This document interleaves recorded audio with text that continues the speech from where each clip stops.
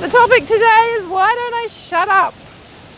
I know I sometimes read comments and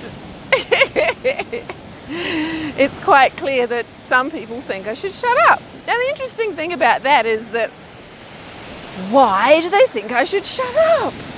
Kind of makes me think I should keep talking. Because if people want silence, it means they've got something to hide. My continuing to talk about the issue of abuse in Tibetan Buddhism is not because I'm angry. No, I'm not remotely angry. Back when I first discovered what was going on, yeah, I was angry for a bit. But I'm not angry now. I'm sad that Sogyal Rinpoche got himself into such a mess, that he behaved so abominably. And I'm sad for Tibetan Buddhism that, the lamas don't seem to be doing anything. They're really too concerned with protecting Tibetan Buddhism, at least that's what they think they're doing, by, holding on to the old ways, and Vajrayana is being silent, is not criticizing, all this kind of stuff. This is a situation where lamas can abuse a system. It's not supposed to be abused. It's not supposed to be used in a way where people get hurt. There's such wisdom, such compassion, such brilliant teachings in Tibetan Buddhism. And I keep talking about it because I care about Tibetan Buddhism. I care about Vajrayana. I think Vajrayana is magnificent. I practiced it for 20 years, and I actually did practice. I loved it, and it was transformative. So I just find it really, really sad that it's being abused like this, and people are getting the wrong idea and they're getting turned off and not dealing with this issue. The fact that it's easy for lamas to abuse their position is doing more damage to Vajrayana than the lamas who are misbehaving themselves. I think of myself sometimes as a Dharma protector. By talking out, by talking about things people don't want to talk about, I'm bringing it out in the open so it can hopefully one day will be dealt with. Hopefully I'm helping people deal with it. And even if it's only to make people aware what they have to avoid, and what they have to look for as being genuine, then I've done a service. I'm actually doing a service to the Dharma. I'm doing a service to Vajrayana, because even though it doesn't look like it at the moment, the end result of continuing to talk about this issue will be that it has to be dealt with, that it is dealt with, it must be dealt with. And even if we just end up knowing which teachers to avoid, that is something, that's a service to people. And I'm not consumed by it. Actually, I don't think about it most of the time. And I don't have a plan. I don't have a campaign. I'm not even trying really to do anything except talk about these things. So people don't forget. And to help people actually process. The reason I set up the What Now blog and the Facebook group in the first place was to help people process. And I'm still doing that. And you might think that the processing is over. And I know a lot of people, they don't want to talk about this anymore. They just want to get on with their lives. And that's great. Because that is part of the process, getting on with your life. But if you get on with your life and you haven't actually examined fully what happened to you, you haven't learnt from the situation as you can. There's a whole bunch of beliefs that we just accepted without question. And really we need to look at them now in light of what we know and go, well, is that true? Is that really true? Or did we interpret this in a strange way? It's only after we've done that examination for ourselves will we have fully processed it. We haven't really got there yet. If you look at the literature on recovering from a cult, it's very helpful. There's 3 stages. One is getting over the shock, and I think most of us have done that. Getting out, all of that kind of stuff. Actually separating ourselves from a situation. So you get to a point where you can look back at it with some objectivity. Step 2 is going back and looking at your experience and examining it in light of what you know now. Particularly once you've examined the information on what makes a cult, you can then go back over your experience and see where it fits. And that can be very helpful in realizing just, what it was a bit off. And the reason you need to do that is so that if you go to another group or another Lama, you'll not be caught by those things again. You'll know what questions to ask, you'll know what to look for. Because you can make the same mistake again. You can fall into another Sangha with an abusive Lama. It may not look like it on the outside. The people in the inner circle are not going to tell you what's going on because they're not going to see it as abuse. So you need to make sure that you're not going to fall for that again. So you need to know what to look for. And examining what you didn't see in, the Rigpa instance will help you to avoid it in future.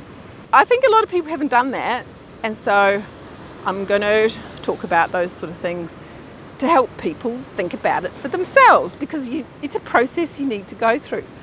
So that's another reason why I'm not shutting up. Of course, it doesn't mean that you don't also examine the great things. It's all part of looking at it objectively. And then there's the beliefs. We need to examine the beliefs we held. This is another part of the recommended steps for recovering from a cult. So, examining the beliefs. If you don't examine your beliefs, what happens is you go about your life and you still carry those beliefs with you. And some of those beliefs may actually not be helpful. You particularly need to find out which beliefs are damaging. And there's got to be some damaging beliefs there, some beliefs that contributed to the damage because people were damaged. And if you carry those beliefs with you without examining them, it's not, they're not healthy beliefs for you to carry with you. So to be finished with this, to be fully finished with it, you have to examine those beliefs. I mean, yes, you can let the whole thing go, of course you can. But, that's like dropping an emotion in meditation before you've actually honoured that emotion. Now, Sokni Rinpoche calls it handshaking. You handshake whatever comes up, so you see it and you accept it. And then it goes of its own accord. If you make yourself drop things, if you actively, try to let things go, you might be just repressing, And I think, I did that.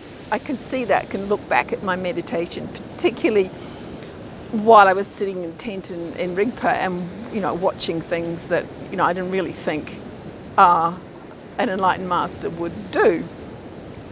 And so risings came up and, I dropped them, but I never honoured them. I never hand shook them. So as long as we don't examine our beliefs, they're still there, they're hiding.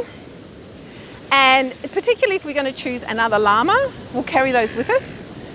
And, they may be just as damaging again. They may, why would they not work the same way if we haven't examined them?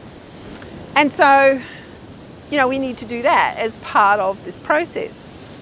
Now, once we've fully examined our beliefs and we have said we know where that's got a little bit warped and, what the actual understanding should perhaps be, or when we've looked to see how it's been, distorted in practice or whatever, then we can consider it done, then we can consider it processed. And so I'm not going to shut up until we've examined all those beliefs, really looked at them, because what did we do? We dropped our critical thinking process. We believed everything we were told. Why? Because some of the things we heard, if not most of the things we heard, were true, and we recognised that as truth. So we accepted everything without any examination. Now it's time to look at all those beliefs that we didn't examine before. And sometimes, it's just a matter of language, like crushing, attacking. That kind of language has a very aggressive tone to it. Should we perhaps modify those ideas a little bit to remove the words like attack and crush? That's the kind of thing we need to examine, so we don't take beliefs into the rest of our life that are not actually healthy for us. And, particularly ideas of, samaya breakages and going to hell and, that kind of stuff. But we'll get to that in time. So what I'm saying here is that the processing is not finished. There's more to be done, there's more to be talked about. And so I'm not going to shut up. And it's not over. And perhaps it won't be over until there's no more likelihood that this could happen again. It's bigger than Rigpa. It's even bigger than Tibetan Buddhism. This is about Westerners knowing what to look for and knowing what to avoid and knowing how to recover after they've been spiritually abused. So that's why I'm not going to shut up. All right, so that's the end of this for today. This comes from Wary Beach in Gerringong. If you like my vlogs, please subscribe, like button, share it, that kind of stuff. And if you really want to make sure that this keeps going, and if you want to contribute to the editing of a book that may come out if we can get enough money to actually, pay for the publishing, then please become a patron. Links are in the description, and that's it. That's it for today. So thanks for listening, and I will see you next time.